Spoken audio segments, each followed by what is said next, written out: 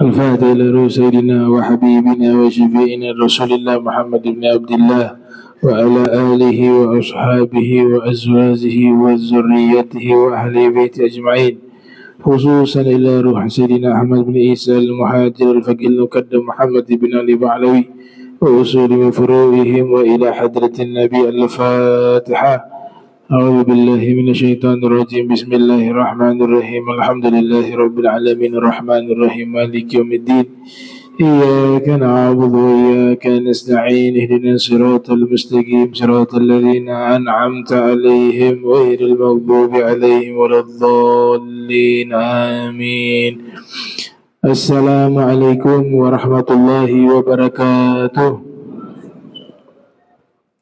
Alhamdulillah Rabbil Alamin. Allahumma salli wa sallim ala Sayyidina Muhammadin wa ala alihi wa sahbihi ajma'in, amma ba'du. Fa ya Allahumma inna nas'aluka ilman nafi'ah wa amalan mutaqabbala ya Razzaq ya Fattah ya Alim ya Rahim ya Rahman ya Hanan ya Mannan ya Ghaffar. Allahumma salli wa sallim wa karrim ala habibi Sayyidina Muhammadin miftahi babi rahmatillah adada ma fi ilmillah, salatan wa salaman daimain mutalazimain bidawai mulkillah wa ala alihi wa sahbihi wa man walah. Amma ba'du. Subhanak la ilma lana illa ma 'allamtana innaka antal alimul hakim. Rabbi israh li sadri wa yassir li amri wahlul 'uqdatan min lisani yafqahu qawli wa saddid lisani wahdi qalbi bihaqqi sayyidina Muhammadin sallallahu alaihi wa alihi wa baraka wasallam. Ya man huwa fi 'uluwihi kain, ya man huwa fi fi'li hamid, ya man huwa fi majlihi matin. Allahumma akrimna bi nuril fahmi wa akhrijna min zulumatil wahmi warzuqna fahman nabiyyin wa hifdzal mursalin wa ilhama malaikatil muqarrabin. Rabbana zidna ilman wa fahma wa agla ya akramal akramin bihaqqi sayyidina Muhammadin khatamil anbiya wal mursalin ya rahman ya rahim. Wa sallallahu ala sayyidina Muhammadin wa ala alihi wa sahbihi wa barak wa sallam, walhamdulillahi rabbil alamin.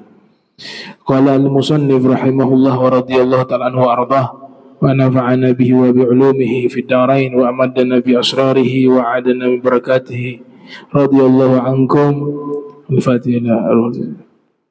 Al-Fatihah. A'udzubillahi minasyaitonir rajim. Bismillahirrahmanirrahim. Mustaqim shiratal ladzina an'amta 'alaihim ghairil maghdubi 'alaihim waladdallin. Amin. Babu fadlil isya. An Abi Musa radhiyallahu anhu qala kuntu ana wa ashabi alladhina qadimu ma'i fis safinah nuzula fi baqi Budhan wan nabiy sallallahu alaihi wasallam bil Madinah. فكان يتناوب النبي صلى الله عليه وسلم عند صلاة العشاء. Alhamdulillah, puji syukur kehadirat Allah, salawat salam senantiasa tercurahkan kepada junjungan mulia Nabi tercinta Nabi Muhammad sallallahu alaihi wasallam beserta segenap keluarga beliau, sahabatnya dan umatnya. Kita masih melanjutkan hadis dari Abi Musa radhiyallahu anhu yang dimana pertemuan lalu kita sudah membahas terkait dengan hadis tersebut. Lanjutannya adalah Abi Musa mengatakan kuntu ana wa ashabi alladzina qadimu ma'i fi safinah nuzula fi baqi Budhan. Adalah saya dan sahabat-sahabat saya datang bersama saya menggunakan kapal mampir di satu tempat yang disebut dengan Budhan Al-Wadi bil Madinah, satu lembah yang ada di kota Madinah. Wan Nabi sallallahu alaihi wasallam bil Madinah, dan Nabi sallallahu alaihi wasallam berada di kota Madinah. Fakana yatanawabu. Nah, kemarin sampai di sini. Ya. Fakana yatanawabu an-nabiyya sallallahu alaihi wasallam inda salatil isya kulla lailatin nafarun minhum. Ada sekelompok dari sahabat yang mereka itu saling bergantian menemani Rasul ketika melaksanakan solat Isya.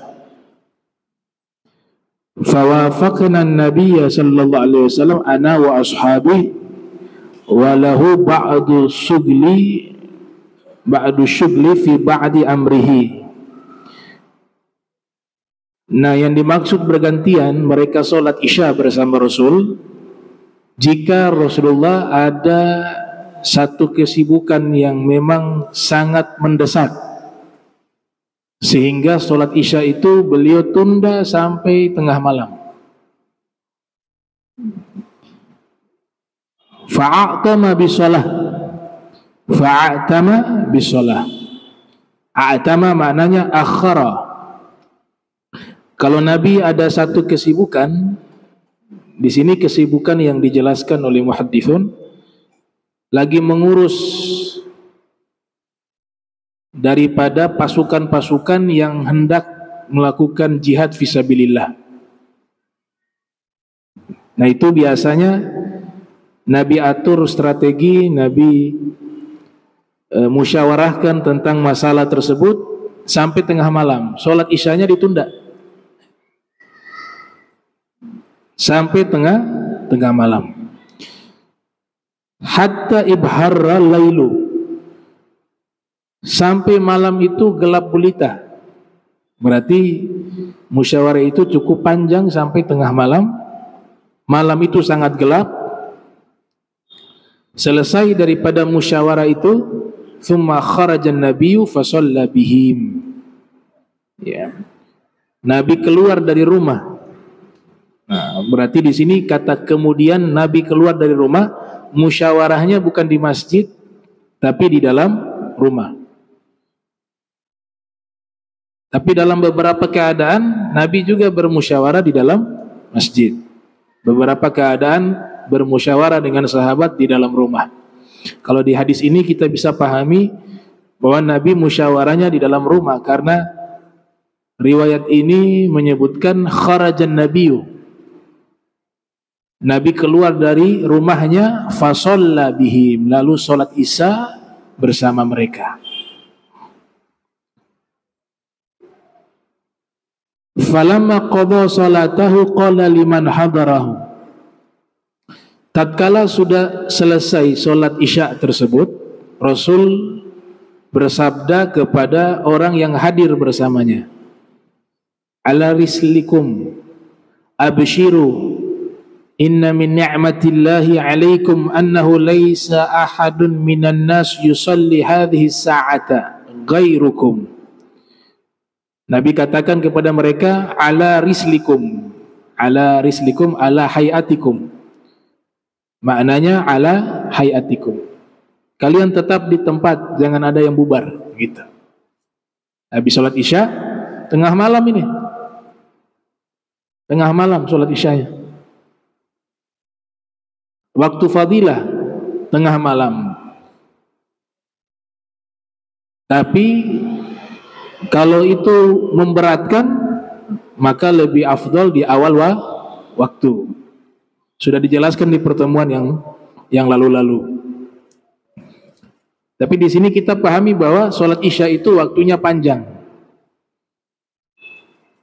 Dalam satu keadaan ada hal yang sangat mendesak setelah Isya atau di waktu Isya, mendesak sekali, kemudian kita menunda sholat Isya, nanti dikerjakan tengah malam, itu dibolehkan. Yang gak boleh maghrib, karena maghrib waktunya pendek. Itu. Kalau Isya waktunya luas, panjang. Falamma qada salatahu qala liman hadaru ala rislikum abshiru. Nabi katakan kalian tetap di tempat kalian, jangan ada yang bubar. Ketahuilah kalian dapat kabar gembira, kata Rasul.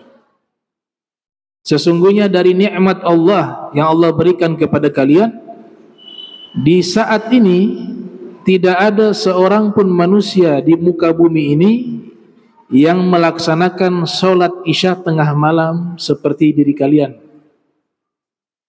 Dan Nabi begitu.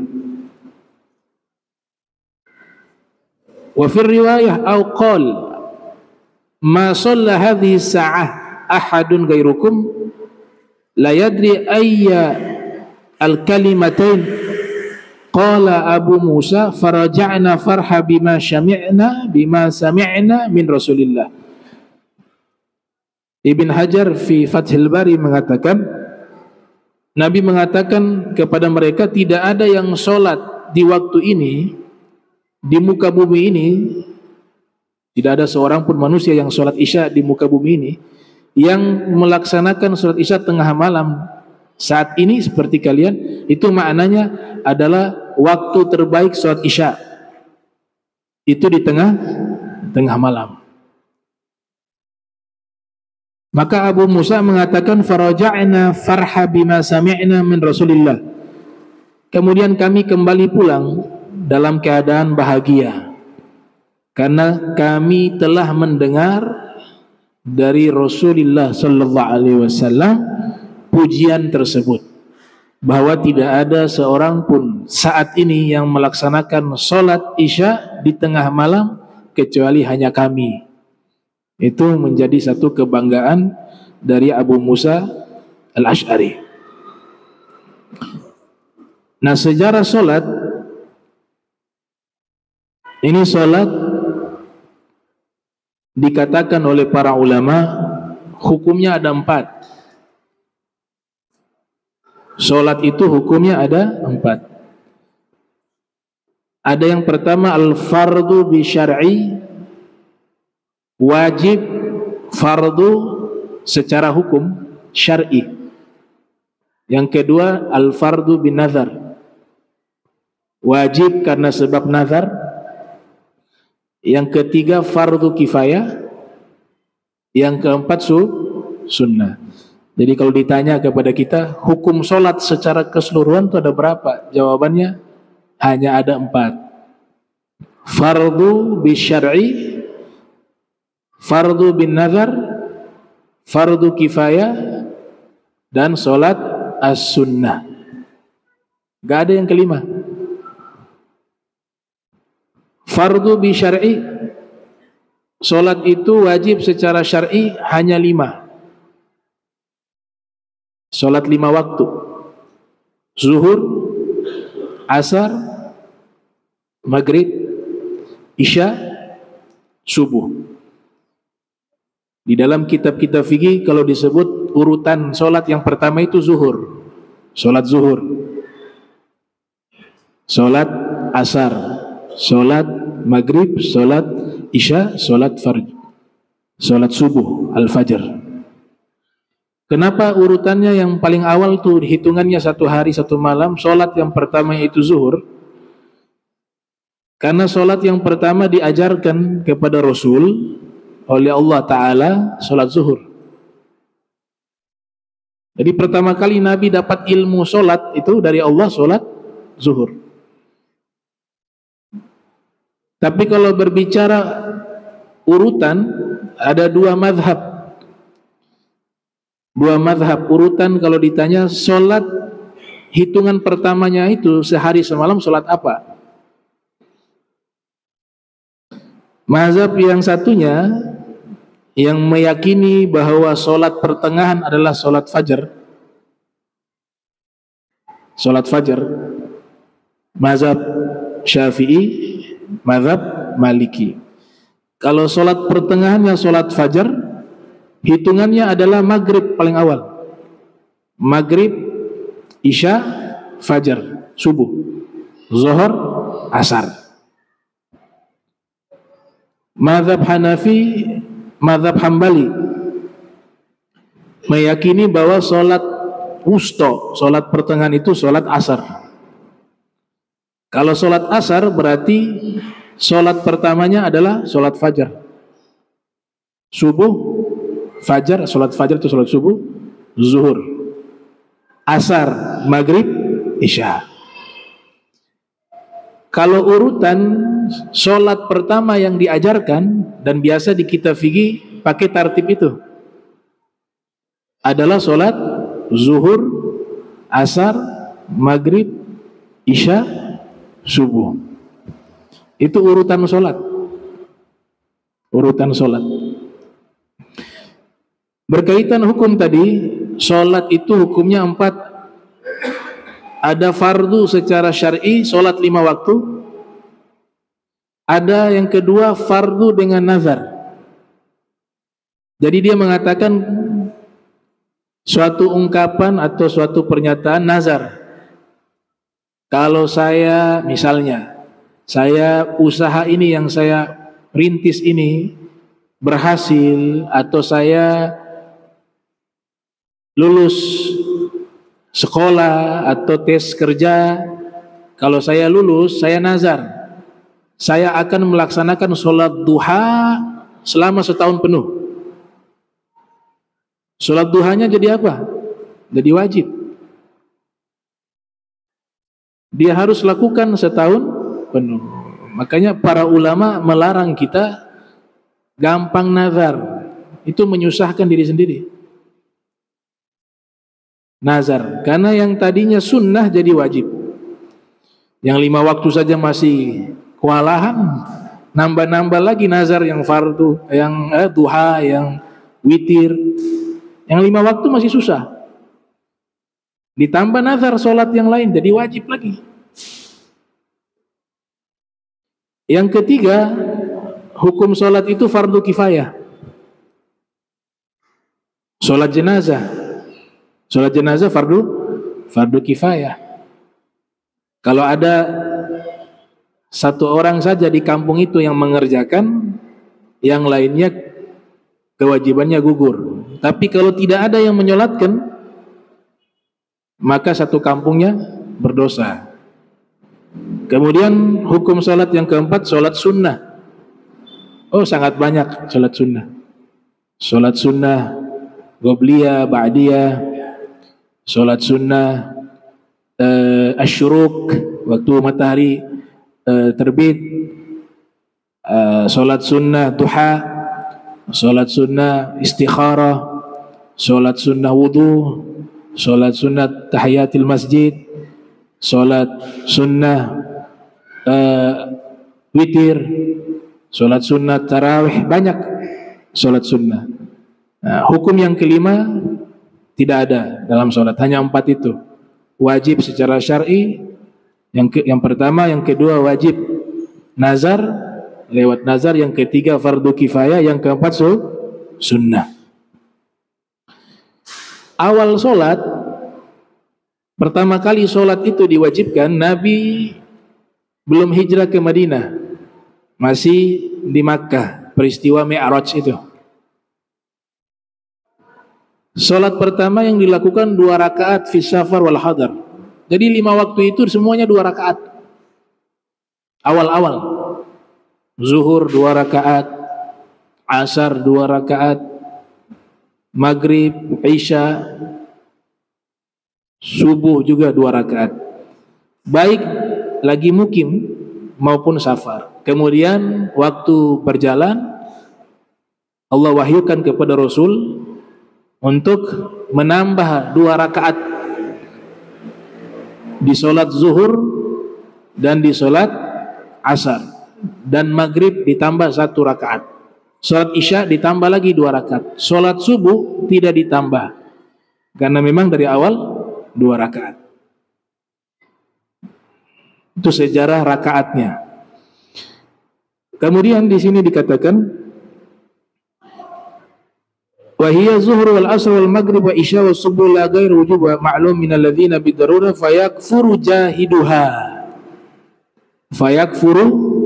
jahiduha. Orang yang mengingkari kewajiban sholat 5 waktu, bersepakat bil ittifaq para ulama, maka dia akan keluar dari agama Islam. Kalau ada yang tidak menyatakan, meyakini bahwa 5 waktu ini wajib, dia mengatakan 5 waktu ini tidak wajib, sholat 5 waktu, maka para ulama mengatakan yakfur. Yakfur artinya apa? Menjadi kufur, keluar dari agama Islam. tobat istitabah, tobat lagi, syahadat lagi, baru bisa masuk. Tapi kalau yang meyakini 5 waktu itu wajib tapi malas mengerjakan, dia meninggalkan sholat bukan karena dia mengingkari kewajiban sholat 5 waktu, tapi kenapa? Malas. Masuknya fasik, pelaku dosa besar. Itu mazhab Syafi'i. Kalau mazhab Hambali sangat tegas, yang tinggalkan sholat 5 waktu, baik yang mengingkari kewajiban sholat 5 waktu itu atau yang meninggalkan karena malas, dua-duanya kafir. Mazhab Hambali. Ini kalau diterapkan, banyak yang akan keluar dari agama Islam. Imam Syafi'i tidak sependapat, makanya pernah terjadi dialog antara Imam Syafi'i dengan Imam Ahmad. Itu direkam dalam kitab Tabaqat Asy-Syafi'atil Kubra, karya Imam Tajuddin As-Subki, lahir 727, wafat 771 Hijriah. Jadi Imam Syafi'i tidak sependapat dengan Imam Ahmad, mengatakan yang malas meninggalkan sholat 5 waktu karena malas kafir. Imam Syafi'i tidak sependapat. Kemudian terjadi dialog. Wahai Imam Ahmad, dari mana kau berkesimpulan bahwa orang yang meninggalkan sholat 5 waktu engkau hukumi kafir?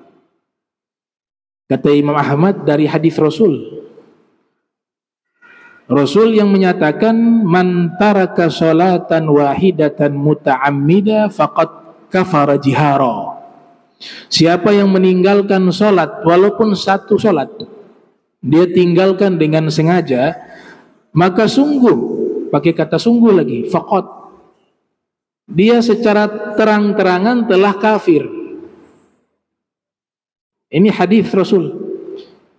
Kata Imam Ahmad bin Hanbal, ini hadis sangat jelas bahwa yang meninggalkan dengan sengaja, kata sengaja di sini malas atau mengingkari sama. Kenapa gak mau sholat? Aduh malas. Ya, dia tinggalkannya sengaja karena malas. Kata Imam Syafi'i, kalau saya berbeda pemahamannya terhadap hadis ini. Yang dimaksudkan meninggalkan sholat dengan sengaja, yaitu dengan sengaja meyakini bahwa sholat itu tidak wajib, baru bisa dia kafir. Tapi kalau dia malas, masih Islam, cuma dosa besar. Imam Ahmad tetap dengan fatwanya sampai saat ini dalam mazhab Hambali masih begitu fatwanya. Bahkan sambung menyambung sampai ke masalah akad nikah. Jadi orang yang tidak melaksanakan sholat 5 waktu, pernikahannya tidak sah. Antum bisa baca dalam kitab mazhab Hambali, dihitung zina. Kita alhamdulillah mazhab Syafi'i, ya, yang malah sholat masih terselamatkan lah, walaupun dosa besar, tapi masih Islam. Imam Ahmad tetap mengatakan kafir. Imam Syafi'i cerdas, baik, kalau memang kau nyatakan orang yang meninggalkan sholat 5 waktu itu dengan sengaja kafir, baik dia malas atau mengingkari kewajibannya, saya mau tanya, kalau mereka mau masuk Islam lagi bagaimana? Ini kan sudah kafir nih. Bagaimana cara mereka kembali ke dalam agama Islam? Kata Imam Ahmad bin Hanbal, caranya mereka taubat dan sholat 5 waktu. Ketika mereka sholat, otomatis mereka Islam lagi. Imam Syafi'i mengatakan, bukankah sholatnya orang kafir itu tidak dianggap sholat? Orang kafir sholatnya tidak sah. Terus bagaimana orang yang kafir ketika sholat dia masuk Islam? Nah, berarti maknanya di sini bukan kafir. Nah, ini dialog antara Imam Syafi'i dengan Imam Ahmad terkait masalah sholat. Tapi yang disepakati ini termasuk minal kabair, termasuk dosa besar. Ada kitab khusus karya As-Sayyid Ahmad Zaini Dahlan, Kitab itu beliau kumpulkan hadis-hadis terkait dosa-dosa dan azab-azab bagi orang yang sengaja meninggalkan sholat 5 waktu. Jadi satu kitab khusus. Di antaranya di situ disebutkan man taraka sholatan, ya, man taraka sholatan wahidatan muta'ammida kutiba ismuhu fi babin nar. Siapa yang meninggalkan satu sholat yang wajib itu dengan sengaja, namanya sudah diukir di pintu neraka. Artinya ketika meninggal saat itu sudah ada jatah, langsung masuk, gak pakai transit. Di hadis yang lain, siapa yang meninggalkan sholat 5 waktu, situ selalu disebut sholatan wahidatan. So, perhatikan, bukan 5 waktunya, satu sholatnya. Mungkin dia rajin sholat tuh, zuhur, asar, maghrib, isya, subuh nih. Subuh gak pernah sholat. Itu kata Rasul fil hadis yang diriwayatkan oleh Ahmad bin Dahlan, maka seluruh malaikat yang ada di langit ke-1 sampai 7 dan seluruh kitab suci yang pernah Allah turunkan dan seluruh makhluk yang ada di bumi maupun di langit melaknat dia. Tidak main-main. Sampai dia tobat baru laknatnya berhenti. Sholatan wahidatan, satu sholat. Kif kalau 2 sholat, 3 sholat, 4 sholat, 5 sholat, apalagi bertahun-tahun. Itu disebutkan di dalam kitab Said Ahmad bin Dahlan. Dan orang yang sholat 5 waktu itu disebutkan oleh Rasul, dia seperti memandikan ruhnya. Jadi orang yang meninggalkan sholat 5 waktu itu ruhnya itu tidak segar, tidak pernah kena air. Gimana kita kalau tidak mandi-mandi 1 tahun, 2 tahun, 3 tahun? Ruh butuh mandi 5 waktu. Kalau ruhnya itu 5 kali sehari. Nabi katakan, "Lau anna bi babi ahadikum nahara yaktasilu minhu kulla yawmi 5 marrah. Hal yabqa min darinhi syai'un?" Qalu la yabqa min darinhi syai'un. Qala ar-rasul wa kadzalika shalawatul 5 yamhu Allah taala bihinna al-khataaya. Bagaimana menurut kalian di depan rumah kalian ada sungai? Kalian mandi di sungai itu 5 kali setiap hari. Apakah tersisa kotoran di tubuh kalian? Sahabat mengatakan tidak tersisa. Begitulah sholat 5 waktu, kata Rasul. Dengan sholat 5 waktu itu Allah menghapus seluruh kotoran-kotoran dan dosa-dosa kalian. Itu Nabi umpamakan kita seperti mandi. Kalau sholat itu sedang mandi. Segar. Yang segar apa? Ruh kita, spiritual kita. Nah, orang yang sholat, walaupun dia sholatnya level paling rendah, sekedar sholat saja dah, gitu. Khusyuk untuk dari awal sampai akhir susah. Tapi dia sudah terbiasa sholat. Itu ketika mengalami problem ada pegangan dia. Dia tidak lepas dengan yang namanya Tuhan. Allah Ta'ala itu ada dalam benaknya. Karena ruhnya itu sudah dimandikan. Tapi orang yang tidak pernah memandikan ruhnya itu, kehadiran Tuhan itu tidak ada dalam hidupnya.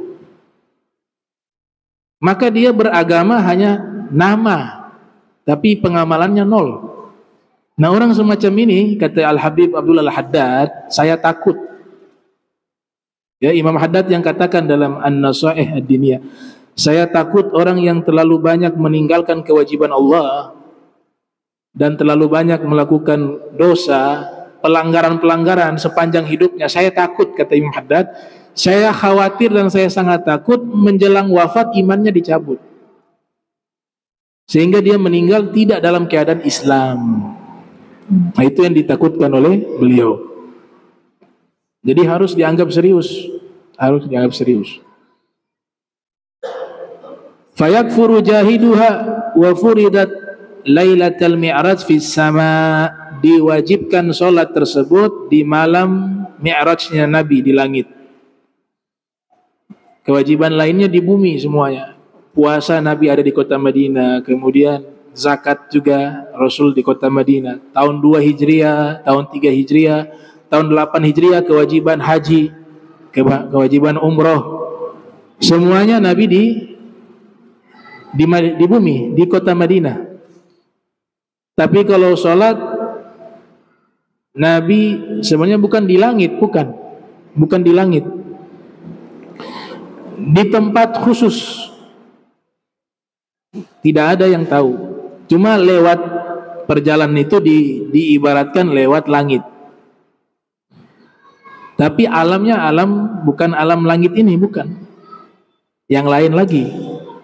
Subhanalladzi asra bi 'abdihi laila minal masjidil haram ilal masjidil aqsa wan nazmi idza hawa. Alam yang lain. Diwajibkan di situ langsung. Ya, ma kadzabal fuadu ma ra'a. Berjumpa dengan Allah secara langsung. Dikasih kewajiban itu. Dan yang paling pertama, puasa belakangan, zakat belakangan, haji paling akhir.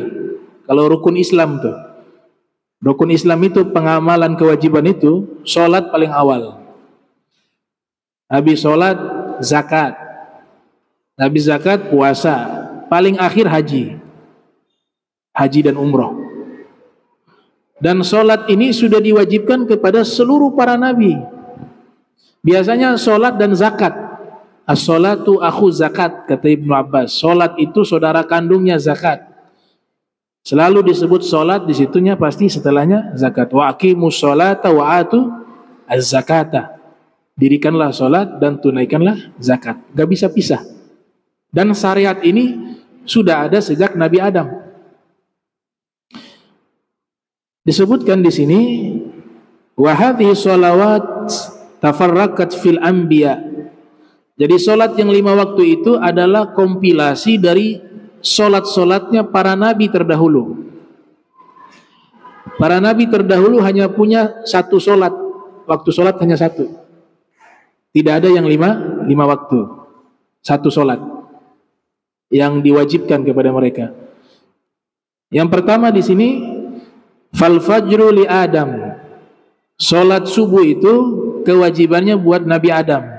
Jadi syariatnya Nabi Adam itu pelaksanaan salat hanya salat subuh. Kemudian Nabi Ibrahim, wali Ibrahim, ya. Az-zuhur. Nabi Ibrahim diwajibkan salat zuhur.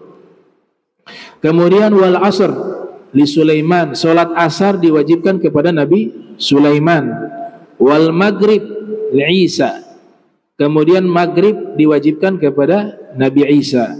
Rak'atain, 2 rakaat untuk dirinya, wa rak'atan an ummihi, 1 rakaat untuk ibunya Sayyidah Maryam.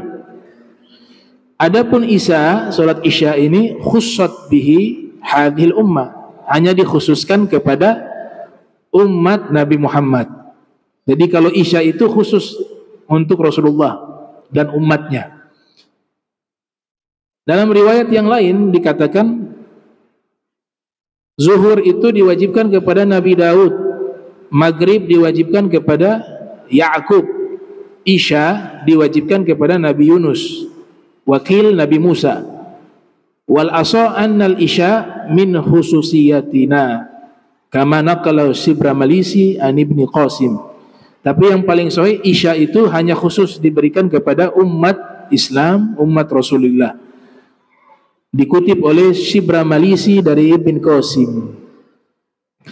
Nah, dari solat-solatnya para nabi itu dari waktu-waktu yang berbeda dikumpul menjadi solat 5 waktu dalam syariat Islam. Caranya berbeda-beda.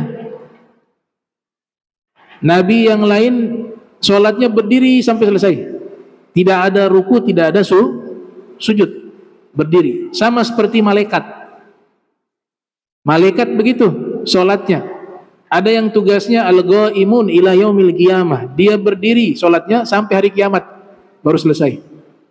Jadi kita kalau mau bangga-bangga sholat kita sama malaikat kalah jauh.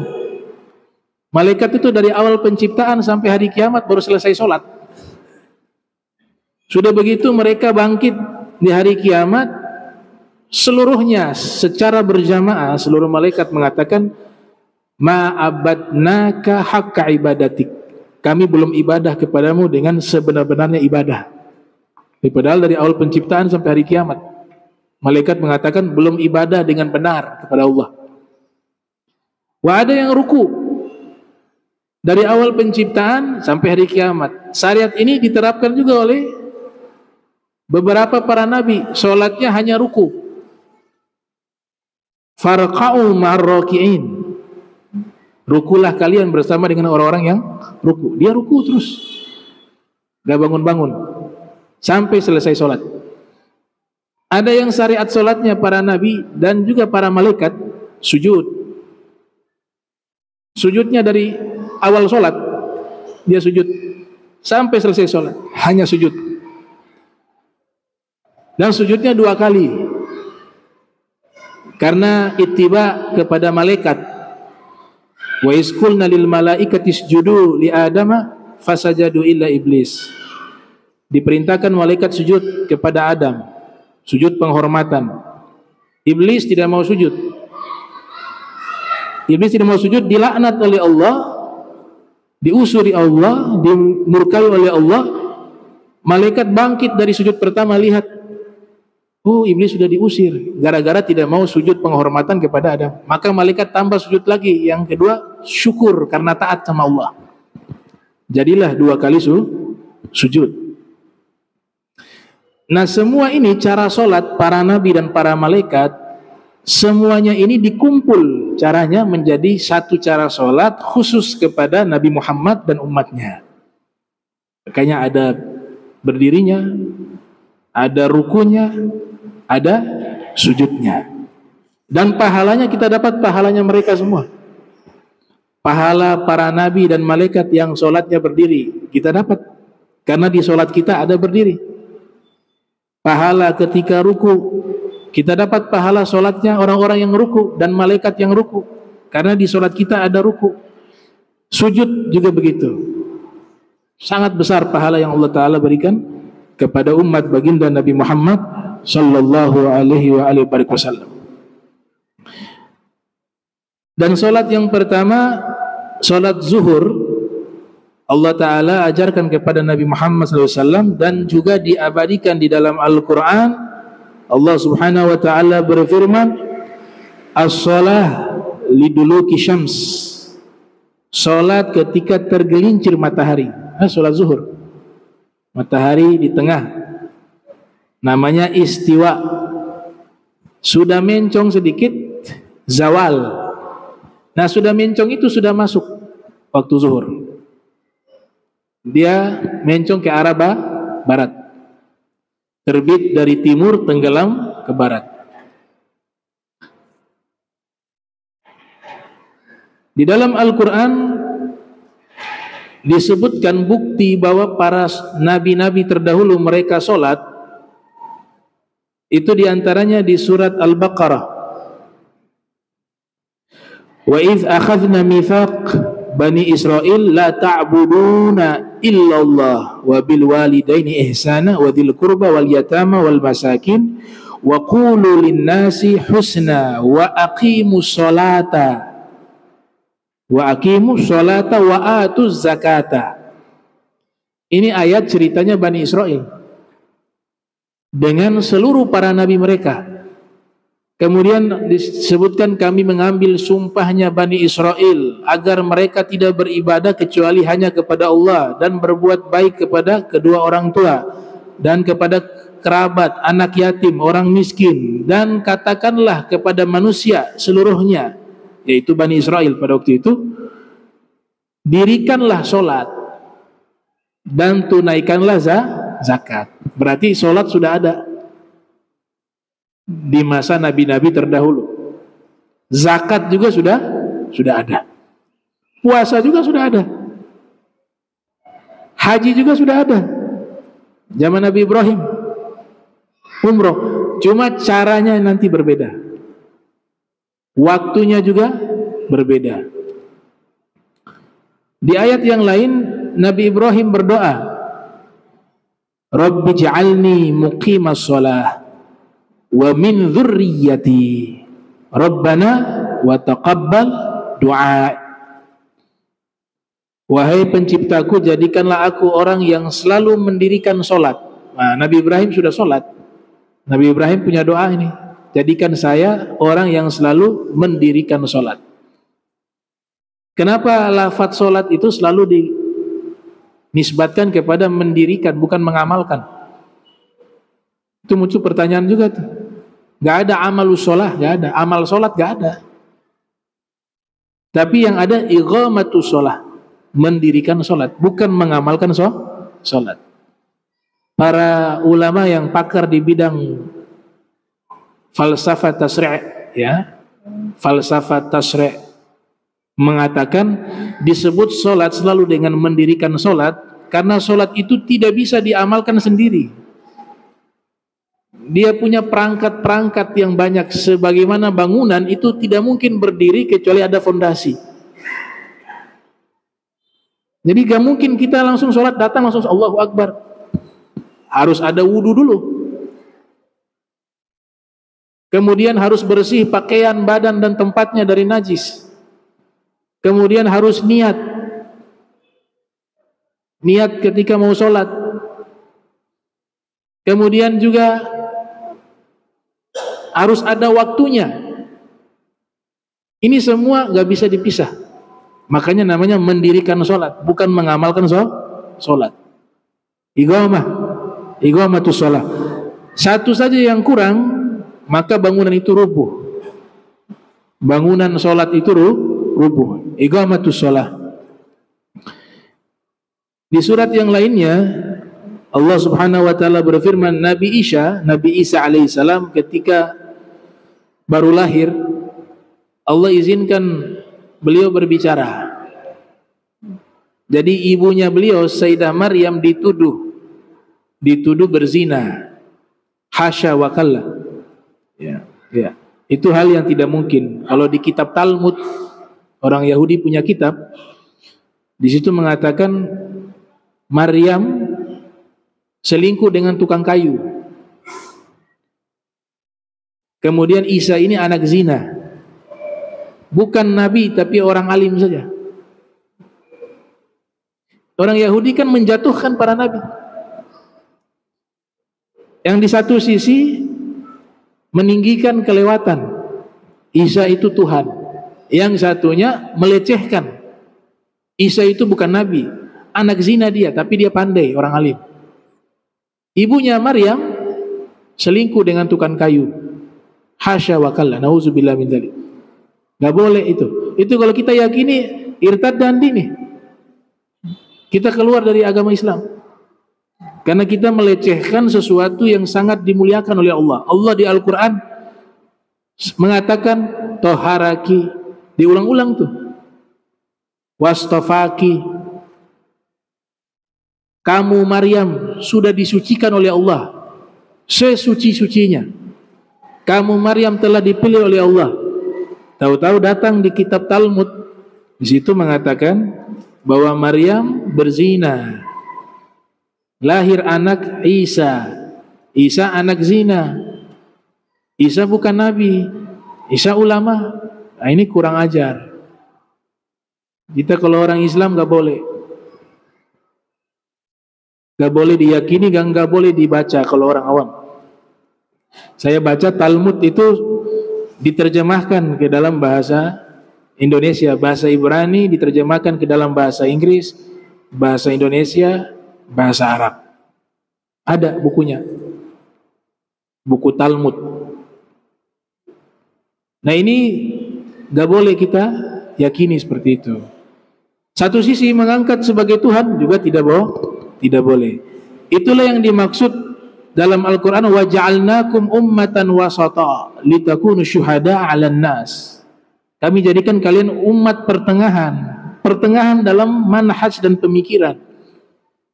Yang tadi ekstrim kanan dan ekstrim kiri, menjatuhkan Nabi Isa, yang satunya mengangkat sampai ke derajat Tuhan. Kita di tengah-tengah. Nabi Isa orang mulia, seorang nabi, tapi bukan Tuhan, di tengah, wasata. Ada juga penyusup-penyusup yang merusak Islam, membawa nama Islam, mengatasnamakan mazhab tertentu dalam akidah. Ini juga pemikiran-pemikiran yang sumbernya dari Yahudi, masuk ke dalam buku-buku Islam. Contohnya, wa minal lail fatahajjat bihi nafilatan lak asa ayyab'atsaka rabbuka maqaman mahmuda. Dari sebagian malam hendaklah kalian mendirikan salat sebagai tambahan sunnah bagimu. Kamu di situ Rasulullah.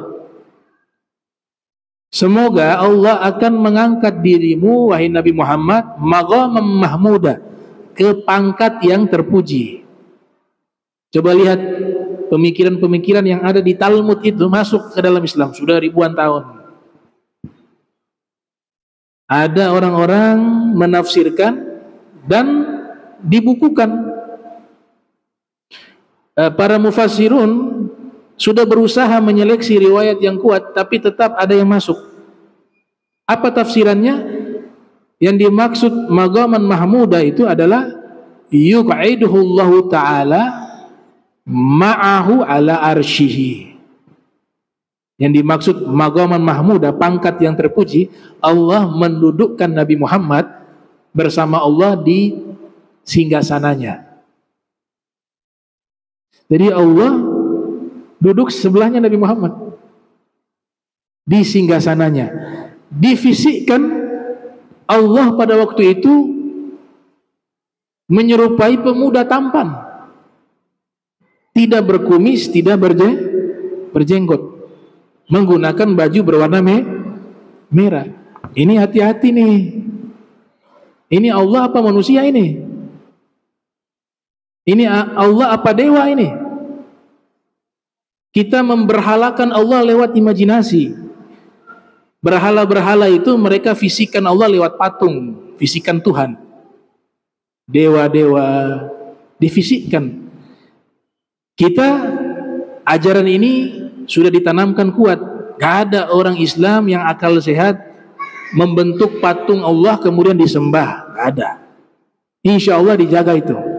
Dan mustahil, karena Nabi menjamin itu. Gak akan mungkin itu. Saya tidak takut kesyirikan model begitu, kata Rasul. Tapi ada jalan lain dirusak. Kita punya keyakinan. Jadi kita memberhalakan Allah lewat apa? Imajinasi. Allah yang kita sembah, oh, pemuda tampan, tidak berkumis, tidak berjenggot, lagi duduk di atas tempat duduk, kakinya di kursi, pantatnya kalau bergesek ada suara. Nanti Nabi Muhammad duduk di sampingnya. Di sampingnya Allah, pemuda tampan, pakai baju merah. Ini riwayat ini ada. Ini kita sudah memfisikkan Allah dengan manusia, sifat makhluk. Ulama-ulama tafsir lainnya membantah ini, mengatakan gak boleh, ini riwayat palsu, dibuat-buat oleh orang untuk merusak akidah umat Islam. Maqam mahmuda yang disepakati di ayat tersebut adalah syafaat Rasulullah, bukan tempat duduk bersama Tuhan, bersama Allah Ta'ala. Nabi Isa di sini mewasiatkan kepada kita, wa ausani bis salati waz zakah ma dumtu hayya. Ketika Nabi Isa berbicara di waktu bayi itu, Nabi Isa mengatakan, Allah wasiatkan kepadaku melaksanakan salat dan zakat. Syariat Nabi Isa sudah ada salat, sudah ada zakat. Ma dumtu hayya, seumur hidup. Selama saya hidup, diwajibkan saya sholat, diwajibkan saya zakat. Wa birra biwalidati, dan berbuat baik kepada ibu saya. Kenapa tidak disebut ibu dan bapak? Karena bapak Nabi Isa siapa? Gak ada. Nabi Isa hanya lewat Sayyidah Maryam. Makanya ayatnya di sini mengatakan berbakti kepada ibu saya saja. Karena ayah tidak ada. Ada yang mengatakan kepada salah satu ulama, Nabi Isa ini luar biasa. Mereka mengatakan tidak ada manusia yang lahir di alam semesta ini, di bumi ini tanpa bapak kecuali Isa. Berarti dia ini Tuhan, bukan manusia. Karena cari sejarah, tidak ada anak yang lahir kecuali ada bapak. Nah, diberikan satu kesimpulan berarti bapaknya Tuhan. Bapaknya Tuhan. Ibunya Maryam, berarti Maryam juga ini ada unsur-unsur Tuhan. Isa juga karena lahir dari anak Tuhan, berarti juga Tuhan. Dijawab oleh ini ulama, kenapa tidak menuhankan Adam? Bukankah Adam lebih dahsyat dari Nabi Isa? Kalau Nabi Isa masih ada ibu yang melahirkan, wa Adam ibu dan bapak gak ada. Bapaknya tidak ada, ibunya tidak ada. Harusnya yang layak jadi Tuhan Adam, bukan Isa. Akhirnya dia berpikir, diterima, masuk Islam. Benar juga, gitu.